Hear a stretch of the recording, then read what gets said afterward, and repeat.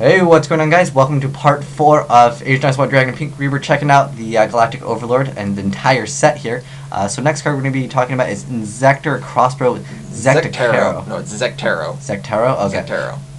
So what this card is, you can only equip the Inzektor against 500 attack. Your opponent cannot activate cards or effects in the response to activation of the equipped monster's effects. But the thing is, if you're really going to get Valored, if you equip this, people just Valor that, and then you'd be like, oh, I can't activate my Inzektor effect anyways. Because I think the idea was this, with this card was, you equip it, and then they can't really Valor when you go, okay, I'm going to activate my effect to equip.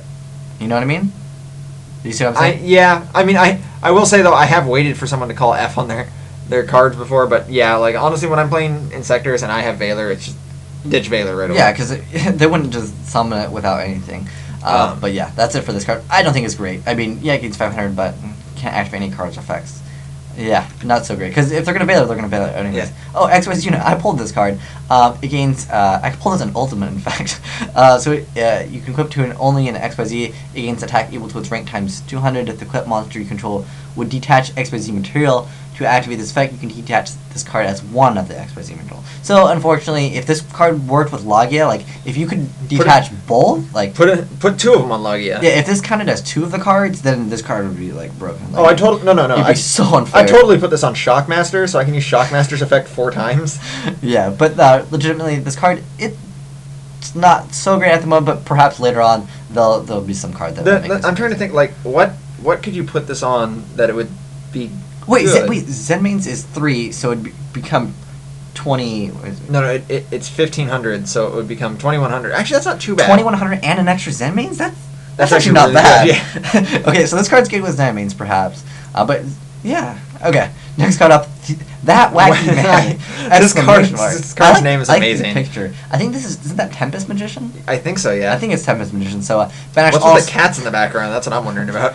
Anyways, this is effect is banish all spell cards in your graveyard, destroy all face-up monsters your opponent controls with defense less than or equal to the number of spell cards you banish times 300. So this card's not that bad. It's a very big card for spellcaster decks. No, book of spell decks. Oh, that's right. Although I will say, like, realistically, you could just throw this into any deck because you're not getting spell cards back once they're in your graveyard. Yeah, you can't really do much. On top of that, most meta cards usually have lower defense. I know. So it's not that bad. Like, let's see here. How many would you have to remove so that you could destroy? BLS? 10? I know.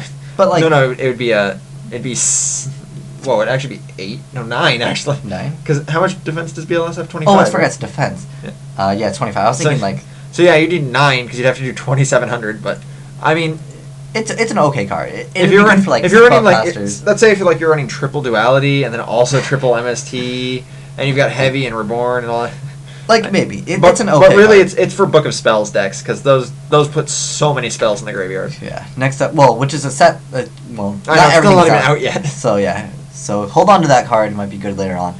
Constellar Belt. So the activation of light monsters' effects cannot be negated. So interesting. I mean, I guess. But the thing is that people will see this coming. Like, it's just a continuous spell. So it's like you use it and they'll be like, oh, I know what he's going to usually do. But they can't stop it. But the thing is, they can just negate your summon. Like, most of this... Well, no, if you're negating effects, it's going to be with Valor. Yeah. So it just basically this stops Valor, and at that point, I think Debunk is better because it removes it as well. I mean, this is continuous technically, so you can argue that it is a little bit better. I don't think the card's going to see any play, though, as far as in the meta. I could see it in Lightsworn.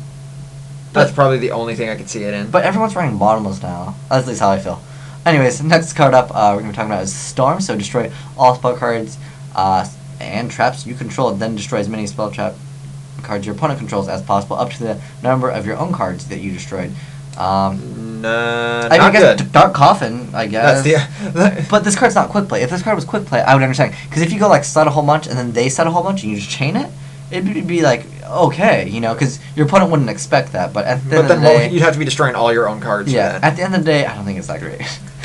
Next card, Nitwit Outwit. This card, it's not too bad. So it does make you go kind of minus this. So you discard one card to target one face-up monster on the field. It loses attack equal to the discarded monster's original attack. So, I mean, I guess if you have Wolf and Lightsworn, and that's the kind of a card you can't really use in your hand anyways.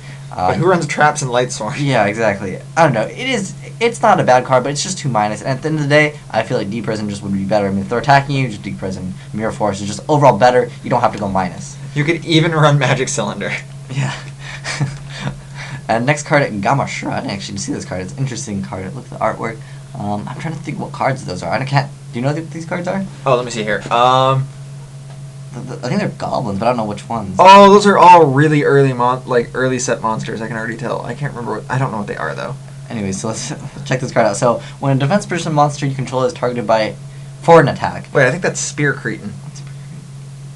I don't know, maybe. Anyways, yeah. Change that defense position monster to face-up attack position. Then, if the attacking monster is destroyed by battle into the graveyard, inflict damage to your opponent equal to that monster's original attack in the graveyard. So I'm thinking, like, you know, the butterfly archetype. There's big on like switching the attack positions. So maybe that this card will be good in butterflies. It'll allow you to do like additional like burn damage essentially. I can't really see any good uses for it. I mean, I think butterflies is the only thing that you can like see some play in, perhaps. So next card, Commander of the Swords. Now, this card was interesting. It's kind of funny. I don't think it's as great. But when your opponent draws for their normal draw, in their draw phase, they can reveal cards. They reveal the cards they drew, and then if any is a spell stop trap card, you can activate one of these effects. So you discard all cards they drew, or you can destroy one spell or trap card they control. Like, how can you ever draw more than one card during your normal draw phase? I don't. Oh, actually, right. Part of the underdog. That's the only way. But realistically, I don't think the card's that great. I'm not gonna be mad at all. Like, it's got cool artwork though. I like it. He's like opened the chest up in Zelda, and he's like, I have the sword of time. Next up, Bouncer Guard. So you target one face-up Bouncer monster you control. This turn, that card cannot be targeted by other card effects or be destroyed by battle. This turn, if an opponent's monster attacks, it must target that monster for an attack if it is still on the field. That's interesting. I'm going to go with Lance. Lance is just better. Yeah, definitely. Butterfly Yoke. Now this card is actually pretty interesting. So when an opponent monster declares an attack, target the attacking monster, change that target to defense position. If you do, equip that card to this monster. Once per turn during either player's main phase or battle phase, you can change the equipped monster's battle position. So it'll be good in butterflies because they are big on like switching the position. But at the end of the day, I feel like Deep Presence is better because you can only activate this when they declare the attack. You can't use it, like Windstorm of Atakwa, which is you can activate it, whenever. And I feel like Wabaku or Threatening Roar just overall better. Card effect types quick like. Interesting, but yeah, it'll be good in butterflies, but that's really about it. Next up, Heretics, Seal of the Banishment. So you tribute a Heretic monster, target one card your opponent controls, and banish that target. It's okay, but like I feel like Heretics, when you're gonna get your Heretic on the field, you're gonna be going for your plays. You're not gonna be like, let me set up for back row. I guess maybe if like you don't have any play and you have to summon like Gabeb or something. Yeah, it's okay. I don't think it's too great. I don't either. But Heretic, Seal of Reflection. So when a spell card, trap card, or monster effects activate, you can tribute one Heretic monster, negate the activation, and if you do, destroy it. That's not bad. It's not too bad. Especially since you'll tribute and then you'll just get another Heretic. Like if you go for the Heretic normal monster. Yeah, because they're still counted as tributes. Yeah. And like they don't miss timing. Next up, Zack Conversion. So it's like a snatch steal. Yeah. So what it does is when a face-up Inzektor monster you control is targeted for an attack, target the attacking monster, equip the attack target to that monster, take control of the equipped monster while it is equipped with an Inzektor monster by this effect. So it's okay, but at the end of the day, if you summoned Hornet. Yeah, at the end of the day, though, I feel like Creature Swap is just better. Do you agree with that or no? Because you don't have to wait. I know, but on the other hand, you can equip a Hornet to your opponent. Like you can equip a Hornet and you can get Hornet's effect. Oh, that's right. That's not too bad. I understand. But then you have to have like Hornet on the field. But the thing is, only when it's targeted for an attack. So if they go like MST, then it's like, oh, I wish I had Creature Swap. I feel like Creature Swap is a better card overall. I like giving people cards. Nor do I like letting them choose what they get. Yeah. Inzektor Gauntlets, so target a face-up Inzektor equipped this card, it gains 1,000 defense and can be destroyed by your opponent's card effects. So if it said it couldn't be destroyed by battle also, they'd be a little bit better, but safe zone, overall, more solid card, I feel.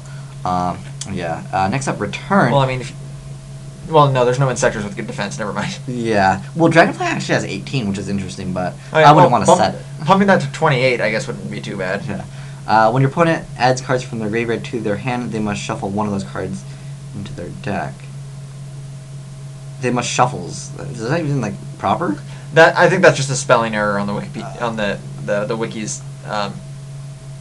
Yeah. Anyways, so when they add cards from the graveyard to their hand, there's not really too many decks that do. I mean, you can use monster incarnations and just be like, okay, no. I don't think. That would make them go minus. Cause yeah, they have that's minus one in the hand, but they gotta put that card back so they can potentially draw. I don't know. I don't think the card's good. Next up, Dimension Slice. Now, I think this card's actually interesting. And might have some actual play in meta. So when a monster is special summoned to your side of the field, target one face-up monster your opponent controls, banish that target. If the summon is an XYZ summon, you can activate this card the turn it was set. So you're just like, whoa! Tour Guide Sangan? Okay, let me just banish your card. Really? Yeah, the same turn. Which is really good. But is, you know... Well, no, I wouldn't Tour Guide Sangan. But, like, what I think is funny is... I'm pretty sure you wouldn't miss, like, there wouldn't be, like, missing time. Your opponent attacks and you go, okay, I'll Battle Fader? Okay, banish your monster. So, it's interesting. It'd be kind of funny. As well. It's interesting. I think this card definitely will see some play. Some people will try to make this. I don't think the card's bad either. Like, it just works so well with Tour Guide. It's like, yeah, I know, especially some Tour Guides Ring Prank. You just go Tour Guide Sangan, okay, let me just banish your Sangan, and let me attack you directly now for 1,000 extra damage. And yeah. No, I wouldn't Tour Guide Sangan. I would Tour Guide, over, set this, overlay for Levier, okay, now I can activate this. Oh, that's why it says if the summon is an XYZ summon, you can activate it the turn it was set. That's really good. You didn't even realize that. You just read it. No, I didn't realize the Levier play, though. Like, the Levier play is pretty good that you were talking about. So you'd go for a Levier, banish their monster. Get it back. And then get their monster back. I like that play. Or even just go Leviathan Dragon, 2,500 attack, open up the field, assuming they've got something big. But yeah, I really like to play with Levier. I think that's good, especially if they have, like, a... what's a good card? Like, Alias? Because, like, sometimes... If you banish heroes have a hard time getting over Alias. Yeah, they really do. So yeah, this is definitely a great card, Dimension Slice from Galactic Overlord. Next card up, Spiritual Light Art Hirajiri. Is that right? No, it's Hijiri. Hijiri. Okay, you're right. All right, so you should be a light monster. So I think this is the last one. I was gonna say, did all the spiritual arts already exist? I didn't realize. I don't remember a dark off the top of my head, to be honest. I don't remember light or dark, but I guess they finally made the light one. So you tribute one light monster to target one of your banished monster. Your opponent can reveal one trap card from their hand to negate this card's effect. Otherwise, you special summon that monster. But you have to tribute the light monster. Like, just like call the haunted. But wait! You can play this. You can. All heretic dragons are light. That's true. Not bad. And that said, it should have Byakuya and Hijiri on this card. Yeah, it's interesting. I don't know if people will actually try to run it though. Sealing Ceremony of Raiton. It's so lightning or something like that. I can't remember. Yeah, lightning. Raiden. Raiden. Once per turn, you can return a face-up wind monster you control to the bottom of the main deck to target 2 cards your opponent and your opponent's member and banish it. At the end of the day, DD Crow's just better. That's how I feel. Wait, change 2 cards your opponent. So you have to return a win, and then you can banish 2. I mean, sure, it's continuous, but like I'd still think DD Crow's better because it's like I don't know. This is pretty good actually. Granted, you can't target any like XYZ or Synchro monsters. Yeah, it's not that good. I really don't feel like it's going to see any play in meta. Aquamirror Cycle, so I think this was for Gishkis. Target that face-up water monster you control, and 2 water monsters in graveyard. Shuffle the first target into the deck, and if you do, the second target's into your hand. That's not bad. So it's a plus surface. 2. No, it's not. Yeah, you use 2 cards to add 2 cards. It's not plus anything. You're sending a water monster back to your deck, and you're using this. You could just use Surface. Yeah, Surface is just better. But I like the card's artwork, at least. That doesn't make it better. It makes it better for making tokens.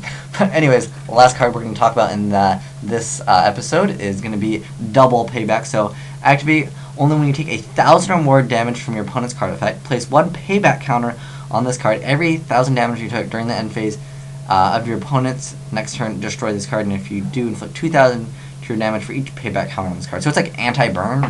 But you have to last 2 turns through it, and like burn's just gonna finish you off. And so I don't think this card will see any side deck play even against burn. Against burn, like Royal Decree, just like I win. Like, Royal Decree helps the most, I'd say, even though they do side in MSTs. But thanks for watching part 5. No, part 4. Part 4 of Age 9's White Dragon and Pinkreaper, checking out every card in Galactic Overlord.